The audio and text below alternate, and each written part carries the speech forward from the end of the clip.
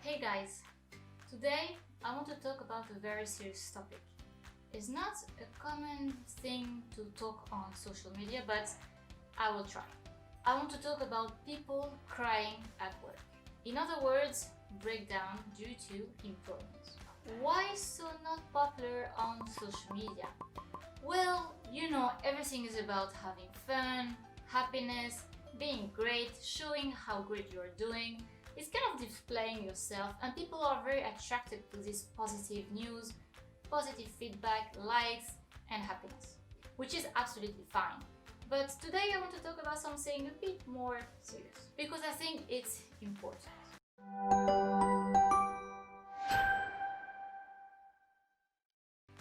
I'm so sad. What's on Instagram? In my 10 years working experience, I have seen people that were happy and I have seen people that were sad.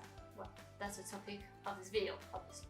But even more, I have seen people crying at work.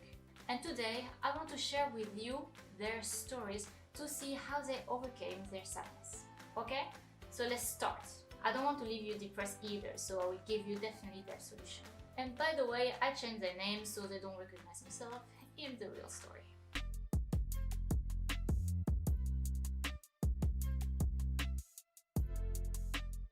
Let's start with Sophia. Sophia is a senior director about mid-30s when I met her. She has 2 kids and over 10 years in the company. I remember when I met her, she was a very strong and cold woman. Not really the type of person you would go and have a chat or have a laugh or just say what you were spending the weekends on.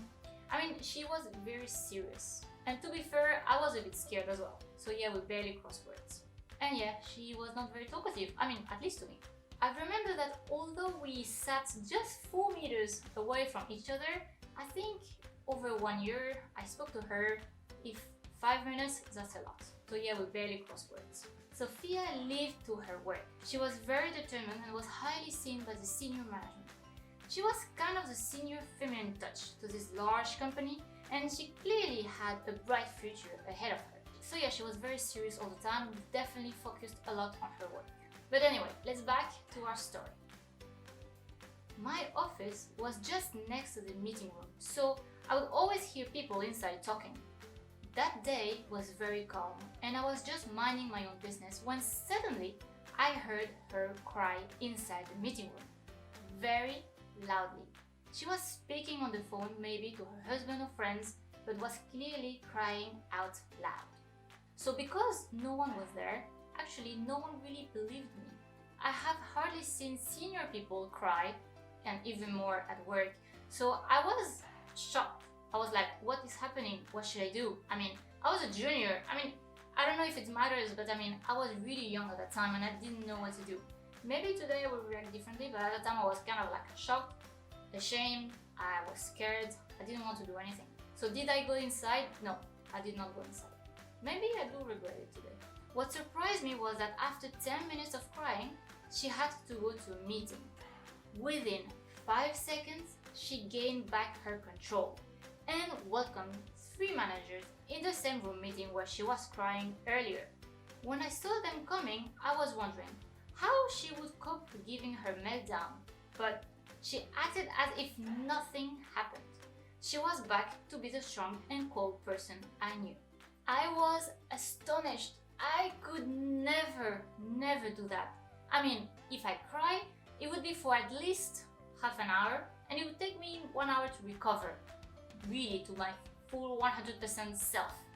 She did it within 5 minutes. So when I told my colleagues, she was perfectly normal, and no one believed me. No one really believed me. She, the super serious woman, the senior director, would cry at work. So, will you believe me?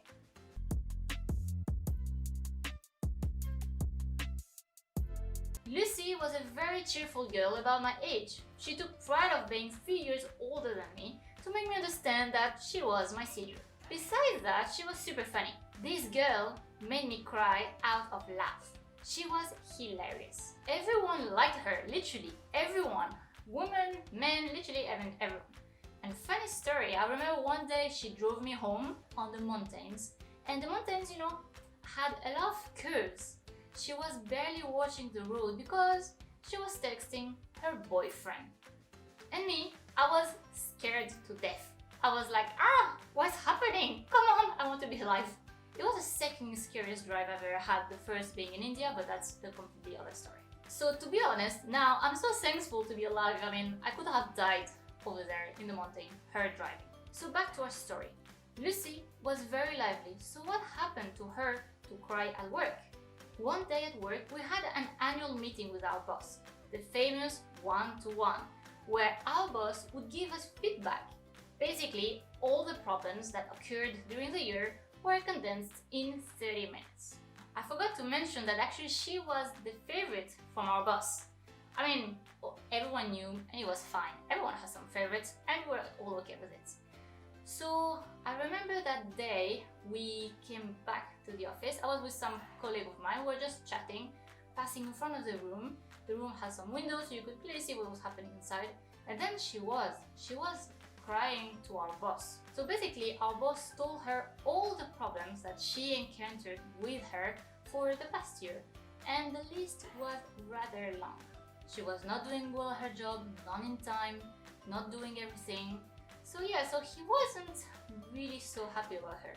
That conversation lasted about 1 hour and then she went home. I was surprised. She was a favorite. Everyone liked her. But appearances are not enough. I learned later on that she was not happy with her work as she couldn't really see any growth, really. A few months later, she asked to change teams because what she was doing with us was not really what she wanted to do. Again, she was really liked by everyone, not only in our team, but also across the whole company. So when she asked for another team to move there, everyone accepted. And there she had it, a new job and new opportunities.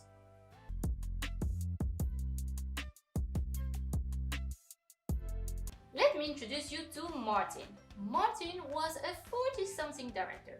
He was a nerd, he was a dreamer, and he was very, very talkative. Man, you have talked to me about the same topic for the past 30 minutes. Can we please change topic? I've understood your point. I remember that this guy could write 30 pages in one day. I swear, 30 pages in one day. True story. Our boss once asked us to do a summary of what we have achieved in the past year, what we have done.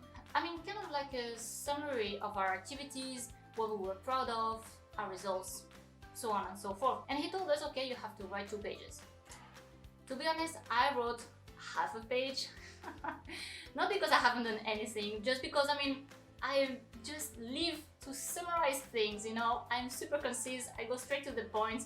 You've seen, I haven't even introduced this video, I just start like this, nothing, I just go straight ahead. So for me, half of a page was perfectly fine. But Martin handed over a report of 30 pages. And my boss was not really happy. Take it back and summarize it, will you? So Martin summarized it in 10 pages. I think my boss knew he couldn't ask for less, so he must have skimmed it. And I also do think that he did not read it. Anyway, Martin was living a bit on his own world. But because he was different from us, we kind of isolated him little by little. And to be fair, our boss did not help much. He was a bit annoyed by his conduct and gave him less and less work. Not working is actually a case of bullying at work. Did you know that? Because you don't do anything, so you're not recognized for what you're doing. You just go there and sat in front of the desk and you do literally nothing. It is really tough. I could hold like 2 weeks, but what about a month, 3 months, 6 months doing nothing? I mean, it's insane while everyone else is busy doing other stuff and you do nothing. So Martin went that road, but for 8 months. After, Martin stopped coming to the office. We thought he was sick at first. I mean, we were not too far from the reality. 2 months later, I asked my boss, what happened with Martin? I haven't seen him around. It has been at least 2 months, I think. I haven't seen him. Don't worry about him. He's home and sick. Sick for 2 months? Later on, a colleague of mine told me he had a severe depression because of the work. His psychologist gave him 10 months work leave. 10 months! That's a lot, but the good thing is that when he came back, he changed to another team. And up until today, after many years, he's still working with his team. So in the end, taking a break from work really actually did help him. We are humans, we all have meltdowns, it is totally normal. What's important is to raise and speak up. Speak to your boss, tell her or him what's the problem and try to resolve it.